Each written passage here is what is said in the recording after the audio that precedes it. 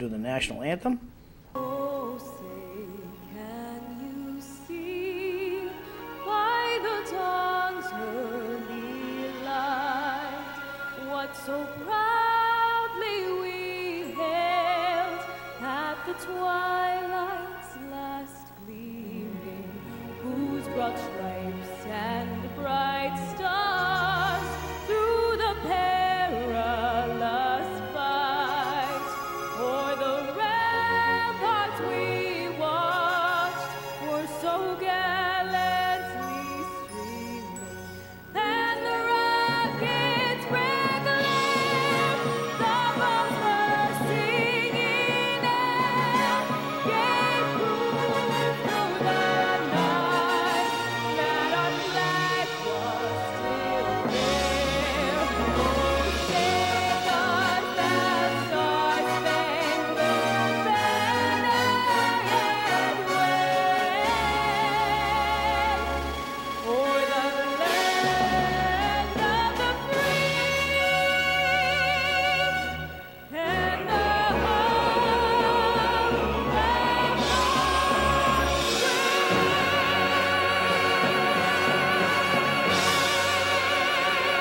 Ambazonia, land of freedom, you shall live in plenty, meet in our need, and your children shall be like the stars above.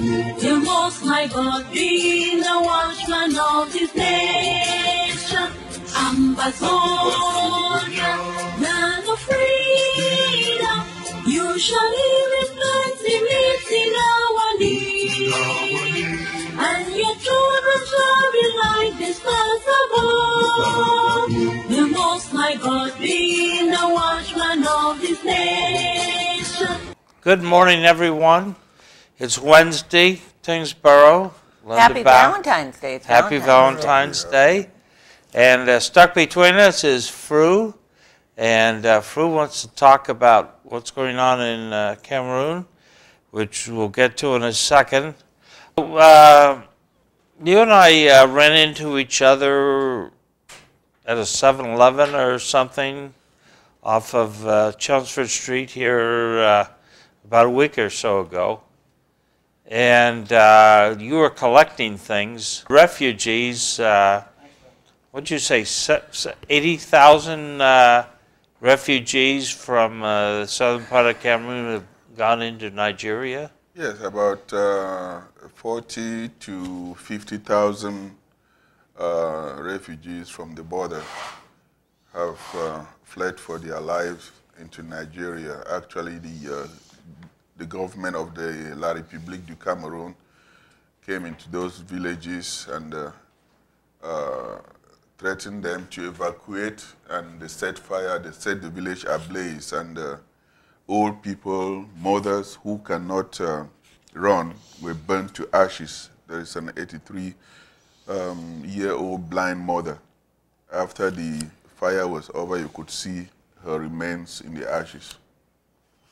That's it's really a human tragedy, genocide that's going on in the southern Cameroon, that the world has really been very silent about it, and it's reminiscent of what happened in 1994 during the Rwandan genocide. And again, these things have to be brought to the attention of the world, because when the lights are turned off, people are dying. I mean, just imagine that a whole village is burnt. What do you expect? Well, you're right about it happening in the media darkness. I mean, we hear about people fleeing Myanmar, Burma, however you want to pronounce it, into Bangladesh, but we don't hear about what's going on in Cameroon. No, we never do. Africa, we seem to always try to blind eye to. Now, what about the Brits? What are they doing? Are they showing any support?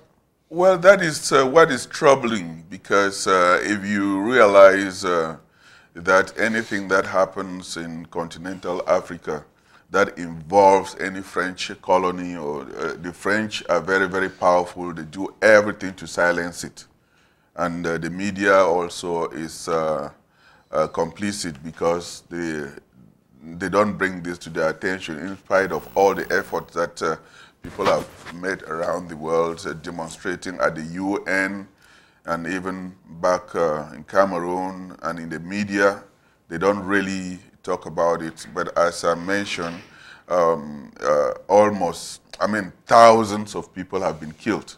Mm-hmm. If you can imagine that a country will set a village ablaze and burn all those who cannot afford to get out, and that is the worst part of human beings that can really be displayed. And as we speak now, it's over a month. On January 6th, the interim government meeting in Abuja, there were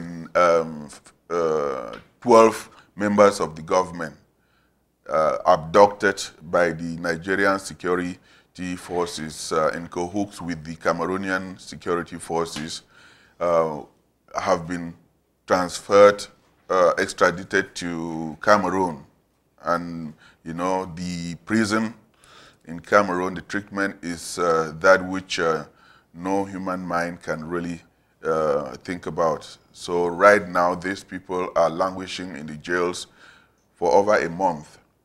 Their families, some of them have young kids. There is a female lawyer there, Barrister B. Naloa, who is pregnant. No one has heard of her for a month.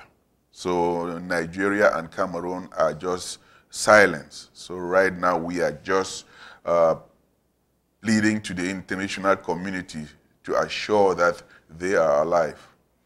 Can you give us some background? This goes back to independence from colonialism. What was that, 50 some years ago? It's 1961. John, do you have the video? Yes. Yes, let John, it's a 4-minute video. Okay. While the video comes up, you will realize that there were two independent countries, the English Southern Cameroon and the French La République du Cameroun. These countries had their separate president, separate House of Assembly, and separate governments. Linda, look at the map. Okay, yeah. That blue part, that is the English Cameroon. It stretched right up to the top. That's the Southern Cameroon. The other part is Northern Cameroon, which joined Nigeria. So the green part is the French Cameroon. Why did you get such a little pot? Well, it's not little. It was right up to where you see the neck is, but that part opted to join Nigeria. Okay. Nigeria is to your left. So this part down, you can see the Union Jack flag there. Yeah. But yeah. So that was the two. Those are the two countries. And if is it possible to zoom it in, John? I can't zoom on. Okay, that's all right. So you see, the English Cameroon had its own government. Yeah. The French Cameroon, which is in green, has its own government. The French Cameroon was independent in 1960, 1st of January 1960. Yeah. And then the English Cameroon was independent on the 1st of October 1961. So the only options that were available for the English Cameroon was either to join Nigeria or to join Cameroon. There was no third option of an independent country. So they opted to join French Cameroon because they were not very well treated when they were with Nigeria. So the assembly moved out of Nigeria. Okay. So if you look at the first map there, it shows that you had the English Cameroon with their flag, the French Cameroon with their flag. Then in 1961, they joined a federation of two equal states. Okay. And then the flag there shows green, red, yellow with two stars indicating that these are two states. Okay. Yes. Yes, yes, indicating that there are two states. And then the Constitution stressed that under no circumstances would the name of the country be changed from a Federal Republic of Cameroon. Federal means there are two states, and the flag indicates green, red, yellow with two stars. One star standing for English Cameroon, and the other star standing for French Cameroon. Okay. Okay. And that they will maintain their system. English Cameroon has the English system of government, and then the legal system is the common law. The French Cameroon has the French system of government, and then the legal system is civil law. They will maintain their own educational system, administrative, and that if the president is from the French Cameroon, the next president will be from the English Cameroon. Okay. So in 1972, they happened to discover oil in the English Cameroon. Now they made a funny plebiscite, a funny election to unite the country from Federal Republic of Cameroon now to United Republic of Cameroon, giving more powers to the French Cameroon because they found out the resources. Before we jump too far ahead, the United States in its early existence in the late 1790s, we had sort of a tug of war about English versus French, with Thomas Jefferson favoring us as being allied with and brothers with the French Revolution, which eventually got down to the dictatorship of Napoleon. Yes. But we too struggled with, should we have more of a French identity or more of an English identity? And of course, having just thrown off the English government, there were a lot of people that were looking for another way to view things. And some thought that the French Revolution represented the future of the world. They weren't paying attention as it fell into a dictatorship, and they murdered thousands of people with the guillotine to keep the revolution going. So even in our own little history, we have that little page, half a page, where we too came up against this. How are we going to be? And I think we were lucky. We went Anglo. So the French, which is the majority of people, right, is trying to impose itself on the English culture in Cameroon. Well, as I was saying, the French is 80% of the population. The English is 20% of the population. But the gross national product, GDP, is 65% come from the English side. So this, as small as the English side is, it can really sustain itself. Yes. So from 1961 with the Federal Republic of Cameroon to 1972 when they changed to the United Republic of Cameroon, that means that that agreement, that initial agreement uniting, bringing the two countries together, was broken. And then in 1984, the current president changed the country's name from United Republic of Cameroon to Republic of Cameroon, because according to the discussion then was that if they change the name, that the United Republic of Cameroon reminds people that there were two states. That is good if we change it to Republic of Cameroon, going back to the original name of the French Cameroon, and then the identity of the English Cameroon will be totally usurped. It will be totally killed. So when they did this, they now implemented the French system all over Cameroon, and the English-speaking politicians were not given any voice in the government. Okay, why wasn't this movement started then, or was it? The movement started then. Okay. But there was mass execution, mass killing in Africa that as it's going now, the world did not pay attention because the French is behind all But this. the Brits, why aren't the Brits involved? I don't understand that. Well, that's the question that all of us ask, because Britain left its own colonies. Yes. And left, and I mean the way All the Brits went there,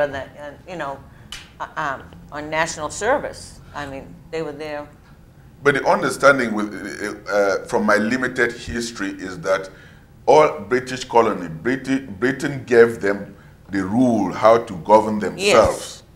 But the French colonies, French was governing them. Okay. They were being governed by France. Okay. So the British system gave the colonies autonomy to be able to administer themselves. Correct. Not actually being governed through. But they have to care about the people that are there. I mean, it can't just be, I don't understand why the UN isn't involved. I don't understand why the British aren't actually making more of an issue of this. Well, that is why I am here, so that we can bring that and ask these questions to the world, because people are dying. Yeah. I mean, thousands of people have been killed. The youths, right now, the French, the Cameroon military, when they catch the youth, they will actually shoot them on their legs and paralyze them.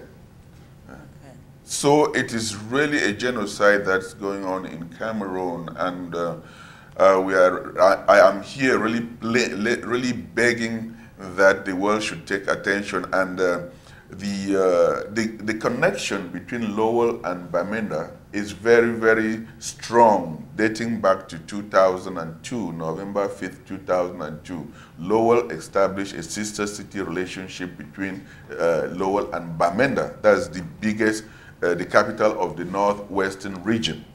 And His Royal Highness King Angwafo III of Mancon is the only African ruler who has actually addressed the city council here.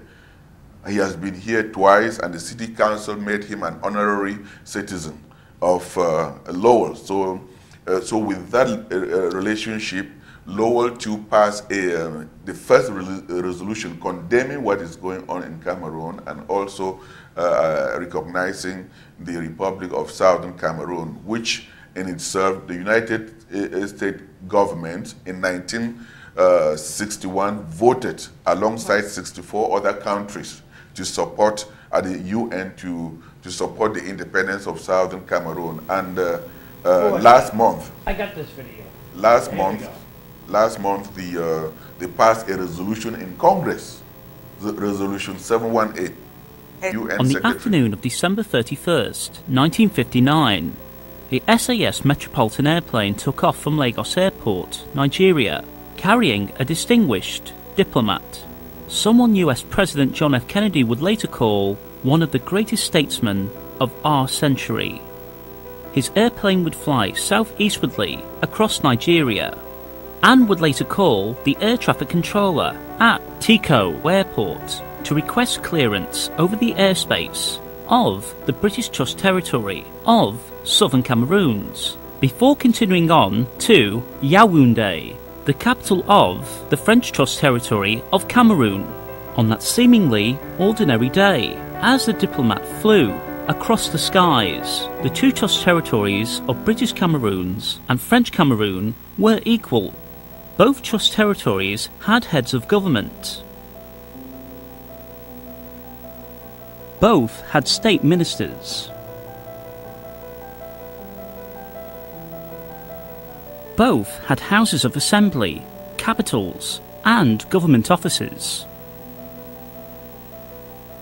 They were equal as two peoples, with rich and unique heritages, cultures, identities, judicial, political, and educational systems.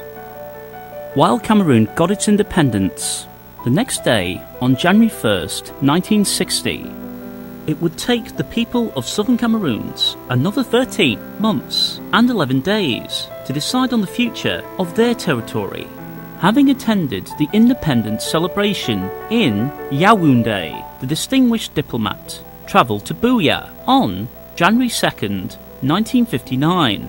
He met with the Premier Jongu Foncha and his ministers, as well as the opposition party, led by Dr. Emmanuel Ndele.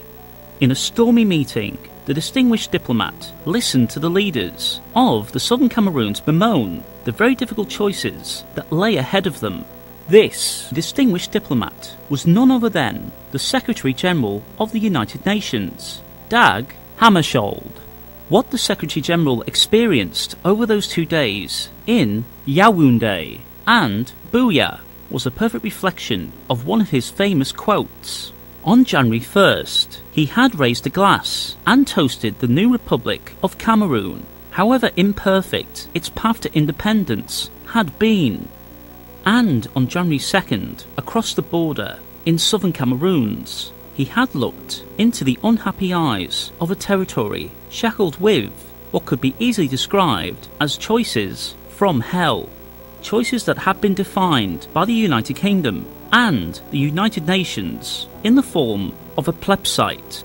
A plebiscite is sometimes called an advisory referendum when governing authority seeks approval to act or not. The decision to order a plebiscite in southern Cameroons was because of an apparent lack of consensus of the path to independence.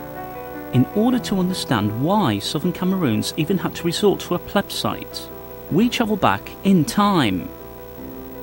So you came and the resolution was submitted, but nothing has been done. Well, right now, I would like to thank John for bringing up that video because it explains the historical background of these two states. Because people, without this historical background, the French Cameroon has lied to the world that there's only one Cameroon and that English Cameroon doesn't have an identity. But as the video explains, these are two independent states that joined under equal terms. And they are? Yes. Still, okay. We're Confusing. dealing with a problem here, and that is Anglo-Saxon privilege. And so Southern Cameroon is exercising their Anglo-Saxon privilege and forging ahead and doing well. And the Francophone Cameroon, not so much, and made them unhappy. So, you know, that's a bad thing. Well, the whole thing with the Federation, it's kind of confusing, I think, for people because it looks as if it's been combined and it's not. It's still two independent nations.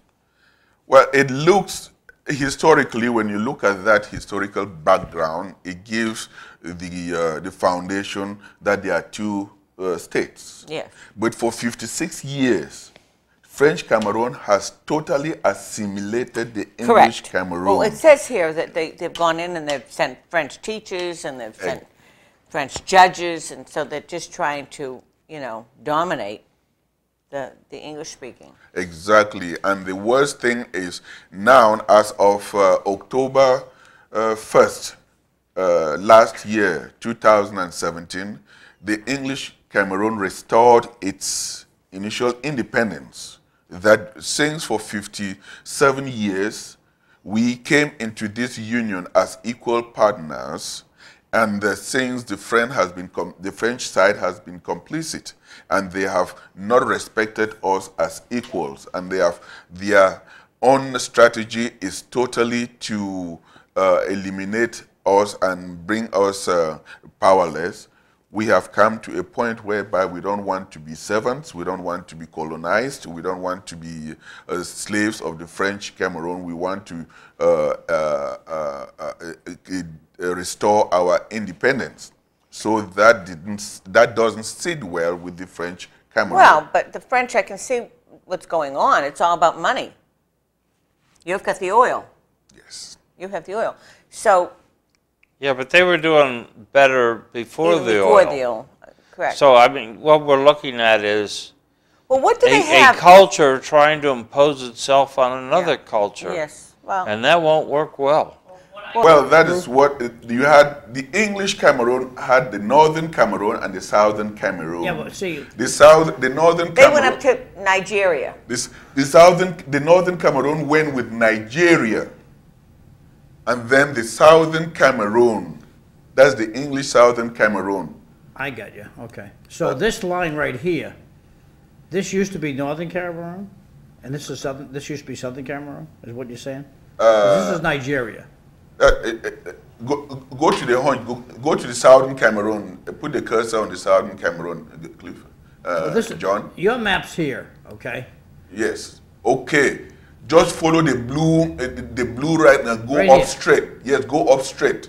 Okay. Go up straight. Right up. No. Just Right go on up the along the line. Just that path. That small narrow path. Go up right up to the neck of right up. Okay. The other go up. Way up here.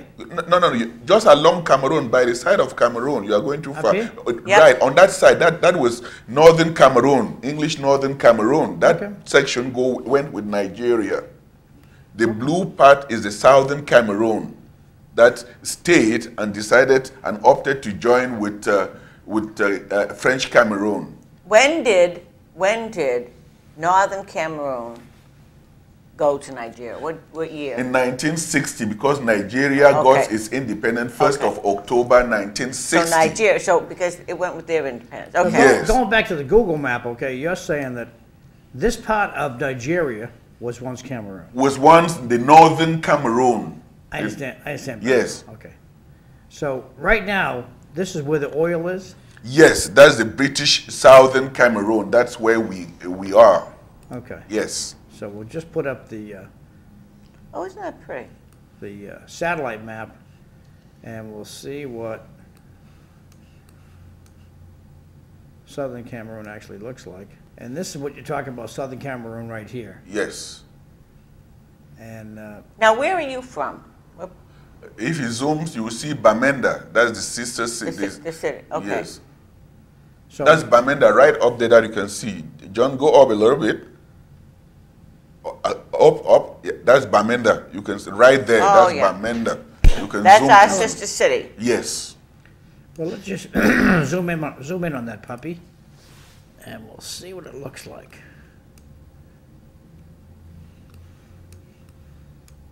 Oh, we might have missed. There it is. Pretty cool what you can do for a little map here. Oh, okay. There's your city. Yeah, it's a city of about 1 million people. Really? Yes, it's really grown big. That's the biggest city in the southern Cameroon. And what else do they do? Now they have the oil, but what resources? Oh, they have cocoa, they have coffee, they have timber, they have gold, they have all the minerals. Okay, right. And the soil is we are the breadbasket of Central Africa. Okay. The countries of Chad, Gabon, Central Africa, and the Congos. Right. We feed them. That little place that Okay, you see well, where are there. your farms, though? Now Where- this police station over here, is this the police station for Bamenda? Bamenda, yes. That's the whole of Bamenda that you see there. Okay, because you got the hospitals over here, Yes. and General. stadiums here, and the Bamenda main market. Yep, that's the main market right there. Okay. So, oil as a problem is not unique to Cameroon. In my memory, there was a terrible war in Nigeria over oil, trying to decide who was going to be in charge of the oil. What was that, the 1970s? Even Joseph Resen, they killed the Nigerian activist Ken Serawiwa, who came from the oil area. Yeah. What do they do in the French Cameroon? They don't have oil. Do they have farms? Do they? Well, they do have farms, but like I would say, Linda, I am focusing on the marginalized people, those who are suffering. Right. You see, I mean, because if we talk about the French Cameroon, then we'll ignore the lives that what the atrocity that they are doing on the defenseless people of the southern Cameroons. If you see the problem, the main problem is the fact that the English system that the southern Cameroon is under, they hold their elected officials accountable. And when the elected officials cannot govern them well, they go on the street like what we do here in the United States and peacefully demonstrate. And that is what the lawyers and the teachers and the civilians were fed up for 57 years.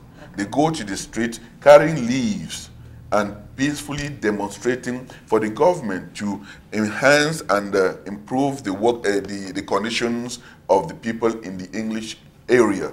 What the government does, as usual, is to use power to intimidate, as they have used in the past, and kill. But at this time, just imagine if they push you too far against the wall, what will you do? Yeah. So the only thing now is either we live free or we die. So we are dying so that we can get our freedom. Can we get that map again? Because I'm curious where they're actually burning the villages. Which one? Whose map? Just the one of the blue and the green. That one. Now, where are they burning the villages in the blue part? In the whole area. The whole? The whole. The whole city, even the cities? Yes, in the suburb, the army. Yeah. Last January, Okay. the government, the president declared war on the English side. Could you believe that? Since this crisis has been going on for over 1 year, the president from the French side has not addressed the nation. And if you cross over to the French side, life is normal. They cut the internet for 3 months. And you know what happens when there is no internet? There is genocide. Well, where is the UN in this? Why are they not involved? That's the big question that all of us are asking. And that's why we are here, so as to ask this question for the world, to see why there is total darkness, there is total silence, and no one is saying anything. Even when they kidnap 12 people, all of them PhD holders, the cabinet, sitting to discuss about the refugee situation in Nigeria. The Nigerian secret force kidnapped them, and instead of keeping them in Nigeria, they hand them to Cameroon for a trial and execution. Why is Nigeria not? Why are they doing that? So there is a lot of whys. There's a lot of whys, but that is why we want these questions be answered. Well, we have to admit we're dealing with a number of different problems in Africa. Boko Haram, the terrorist group, is in northern Nigeria. I don't know if it's gotten to Cameroon or not. I mean, they're pushing. Boko Haram's view is that anything from the west is bad, and that we need to get back to Islam as it was in 700 AD. And then south of Cameroon, there's problems with the Democratic Republic of Congo, and there's those kinds of things. So there are things distracting people from a very bad situation going on in Cameroon. So I don't think it's that everyone's walking around blindly. It's just that there's a number of problems, and this got lost, and we need to make people aware of it. And I think you point a very important connection there. The government now is using Boko Haram as a pretext to kill its own people.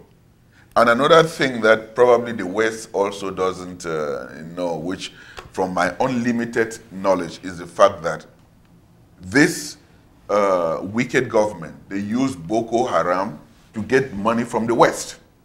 That they are fighting this enemy. But when this money comes, it goes into the pockets of this corrupt government. Okay. And they keep on doing that to get money from the West and also to suppress and kill their own people.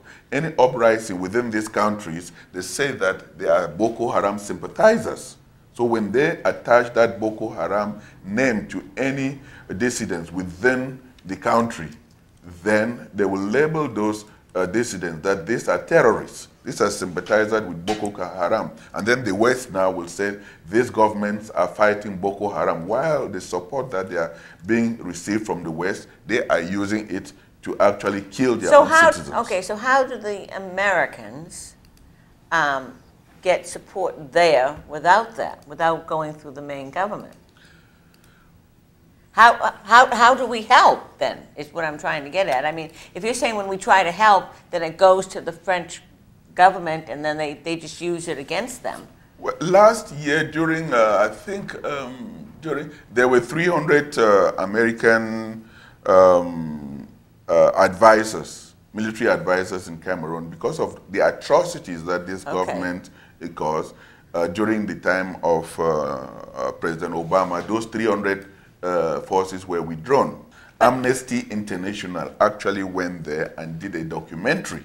So when that documentary was shown, the American and the world was alarmed as what is going on. If everything we do is filtered through the French, and then they use it to kill the English speaking, I'm getting. Well, I think how do we help? There's two different levels here. Okay. One is the governmental level, and I think it's probably mixed up. Like we have military forces all over that western part of Africa, that bulge that goes out in the Atlantic. So we have to sort through what we're doing there. But also, there's volunteer people like Fru who are collecting money and things to help out the refugees. I saw Fru's car one day. There was room for Fru, and that was it because he had a whole bunch of stuff that he had collected to ship over to Nigeria for the Cameroonian refugees. So I think there's these two levels. So, Fru is working one level. But if we're doing these things, you went to Congress and you have different declarations. It sounds to me like what's happening is when you do this, then they use it against your people.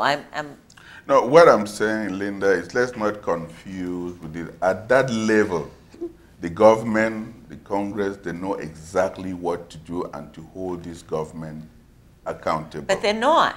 Well, that is the awareness. When once the American people are aware about the human tragedy that is going on, and when once they know the history that these are two independent countries that are going on, because what has happened in the past is that history has been twisted.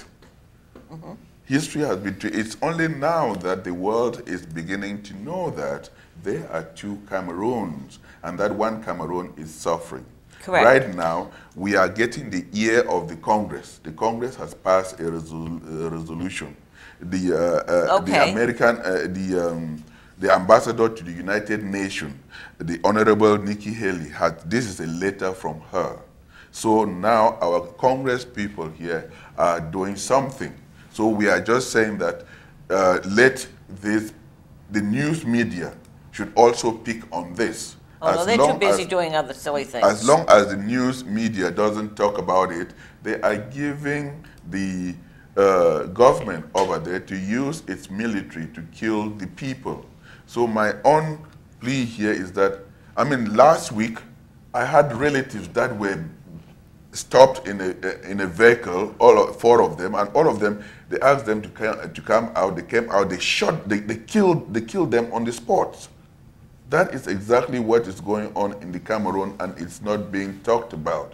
So, but I don't want to just talk about it. I want to find out how you stop it, and it sounds overwhelming to me because when you try to stop it, if the government intercedes, then it goes to the French, which say, "Oh, well, these are just radicals that are we need to put them down."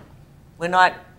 how do you get beyond the French part of the government to the English part of the government? Well, you know, all these ministers, all these presidents, they have accounts in American banks. Yeah. And like we have done with other countries, you go where the money is. Once we start identifying all these individuals who have siphoned the country's resources, Yep. the West, that is where, Okay. and they All can right, good point. identify them. Who's running the oil? The oil there. The government in place. That's the French government. Okay. Okay. The But- resources are from the English side. Linda, is kind of I yeah, understand that but it's confusing to you if you knew the history. And African history has always been confusing to the West because it is really difficult. It was very tribal. It is. It's very difficult. Not only that, but it has not really been articulated. You look at it through the lens of the Western world, but not through the lens of the Africans. And then you look at it from that perspective, is that when you look at it, it is probably what benefits the West than what benefits the Africans. Now, is Nigeria more a friend? Is it a friend or a foe? Well, right now, we used to think that Nigeria is more of a friend. Right. But imagine if the interim government was seeking refuge in Nigeria. 14 of them, the president, all the ministers were in Nigeria holding a meeting to discuss about what they will do with the refugees. And then the Nigerian secret police came and arrested all of them since January 6th. No one has heard of them. So now, and we are being told that they have been extradited to Cameroon. And we are saying that there is a woman there who is pregnant. And as of now, all these ministers, they have families. We just want to know that they are alive. Yeah. But a month into their detention, abduction, no one has heard from them. So that is where you think, you don't know where Nigeria stands with this.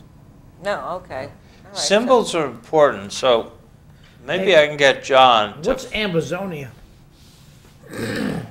Ambazonia. It's the southern Cameroon. Ambazonian is more or less like the indigenous name that's given to that place because it comes from the bay, the coastal bay, the Ambas Bay. That's the name, the Ambas Bay. So Ambazonian comes from... They got a lot of videos that are just... Okay, that is... Okay, hold on to that, John. That is the interim president. He was here in Lower. I met him. Yep. Yes, you met him. And this is the person who is the interim president who has been abducted. He's in... Your president has been abducted? That's what I was saying. I know, but I can't... I'm finding this hard to comprehend that nobody internationally has done anything about your president being abducted. That doesn't even make any sense. There were 12 of them, all of them PhD doctors and teaching in Nigeria. So they were holding a meeting to decide on the refugee crisis in Nigeria. Nigerian Secret Service, in collaboration with the Cameroonian, with the French Cameroon government. Then Nigeria is not your friend. You said it right, Linda. So he is now in... Let there be no doubt. Yes. You're not going to hear the audio. Yeah, these are activists here in this country. Just... Last October. Last October. I'd just like everyone to notice that I too have a blue and white tie on. But I think that Fru's going to skedaddle here pretty quick. I'd like it. Here's just a little... Okay, this one. These are machetes of farmers. This is the French government going to people. This is what they use for their farming. They go to the villages and collect all these things for hunting and then for they use for farming, and actually ask them to leave, and then they will burn that, imagining that this is what the You see those, you see killings. That's what the government is doing to the citizens of the English speaking. Oh my God. Right, those are images. Look. So once we talk, there's massacre going on out there, and people don't really, people don't talk. If you listen to the propaganda, mostly when the propaganda that comes from the French side, no one talks about the killing. And Linda, let me just ask you a question. If you have one body, you have two arms. If one arm is hurting, is the whole body not feeling it? Right. So if we are one country, that two provinces, the English side, all these atrocities, this killing is going on, the 80%. But true. The confusion part is you're not one country. They have made us one country. I know they're making you one, but you're not. We are not, but they have. So we don't have a standing army. We don't have. We are on that. If it's like. Well, who were those people that were with the blue flag that looked like military? They're not. But that's what I'm saying. That we just formed an interim government. Okay. But now you're interim government. Your president's been abducted. Yes, then that is the cry that let the world do something. I am here to talk about the adoption of the 12 members of cabinet and all the people that are in jail, all those who have been killed, all those who are lying in the hospitals, all the refugees, about 40 to 50 to 60,000 that are in Nigeria. If anything could happen, let the world turn on the light on southern Cameroon. So, you said you're going to be here for an hour, and I'm assuming you have to go after work.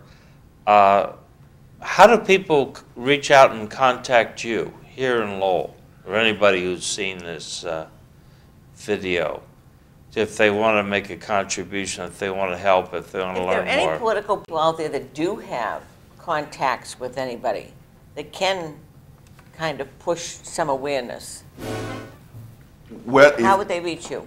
Okay, my email address is fru1964@gmail.com. Again, I am really begging and pleading for Lowellians to call their state representative, the senators, and even the governors. And because when many people sympathize with us, they join us and call our local, state, and federal government officials. And we shouldn't also forget that we are doing this to our sister city, Bamenda, the people of that area.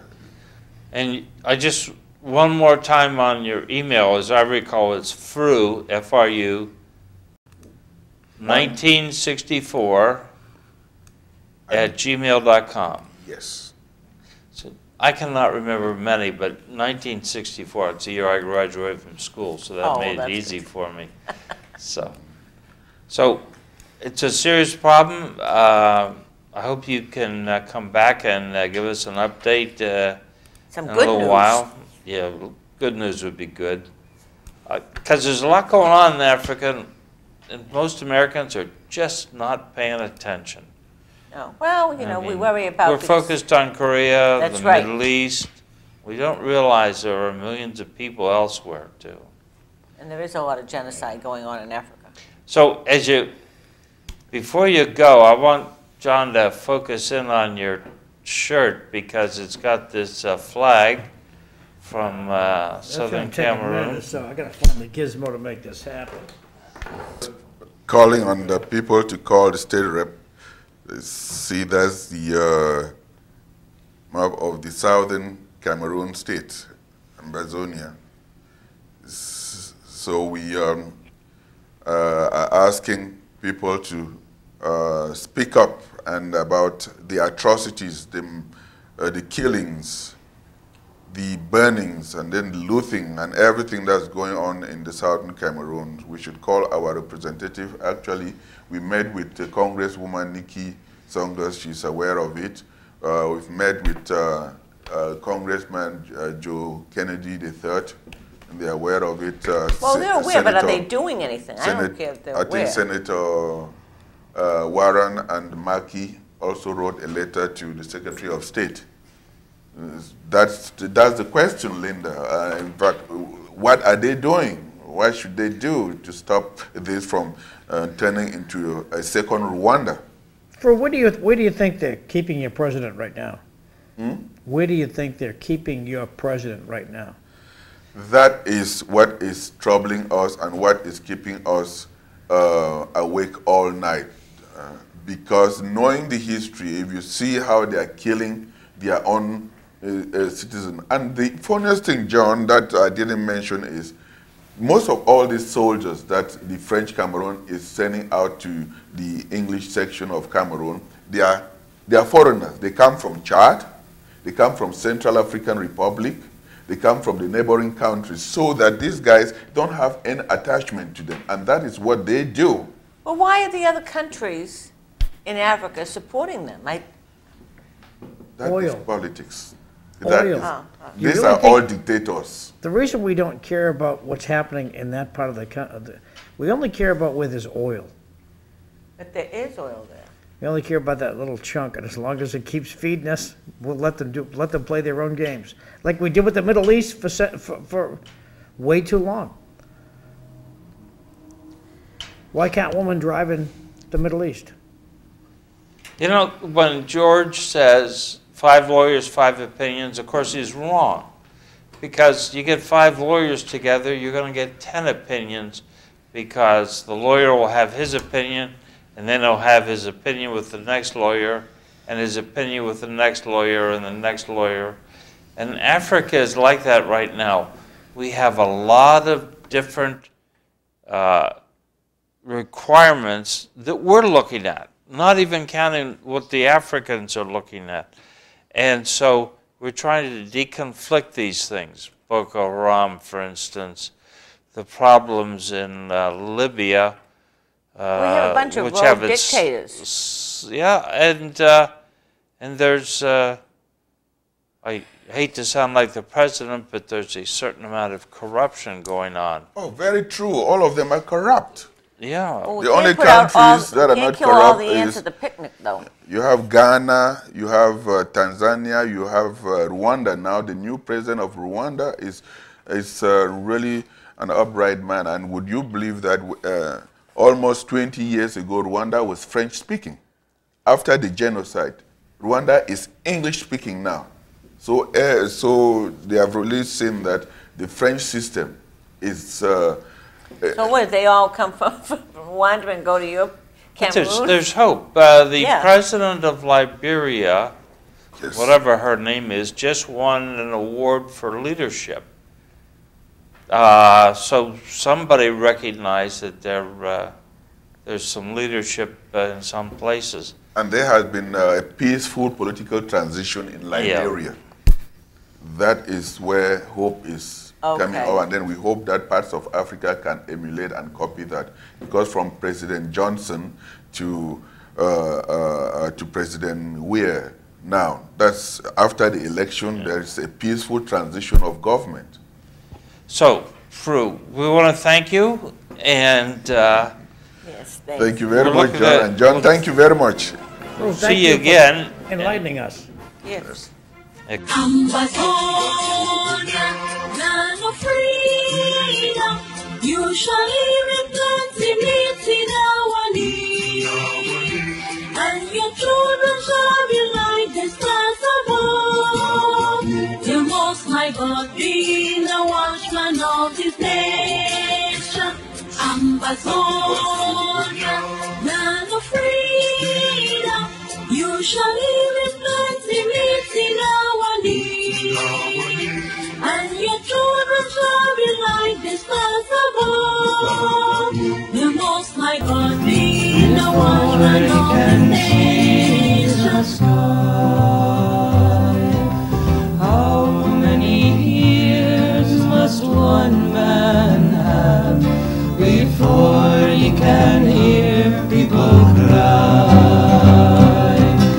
How many deaths will it take till he knows that too many people have died?